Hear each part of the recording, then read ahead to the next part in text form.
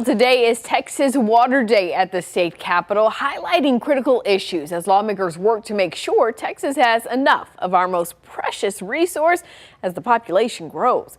The KVUE defenders are keeping tabs on water policy in Central Texas. Investigative reporter Jenni Lee sat down with a member of the Texas Water Caucus to see what's changed since the group formed 2 years ago.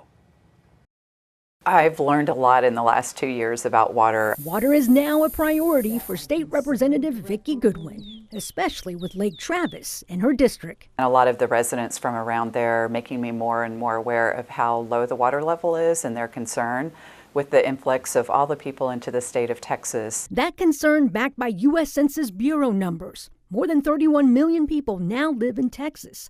The state added more than 560,000 people from 2023 to 2024.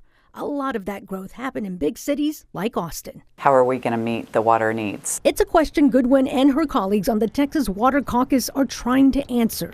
The group formed in 2023 so lawmakers can learn more about water issues and how to address them.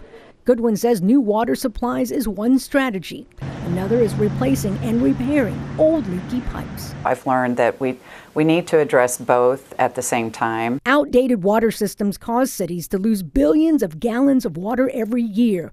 We see that in Austin as water loss has gone up the past few years, from 6.5 billion gallons in 2021 to 7.1 billion gallons in 2023.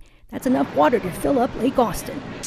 Lieutenant Governor Dan Patrick announced Senate Bill 7 in January to increase investments in water infrastructure. Governor Greg Abbott also named water infrastructure funding as an emergency item this session. This was the first time in 40 years that a sitting governor declared water infrastructure funding as an emergency agenda item. Jeremy Mazur is the Director of Infrastructure and Natural Resources Policy for Texas 2036.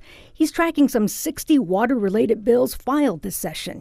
He says water is front and center for lawmakers because of its influence on the economy. If we want this Texas economic miracle to continue for decades to come, we need to have reliable water infrastructure in place. Goodwin also filed several water conservation bills. One prevents HOAs from penalizing homeowners for having brown grass.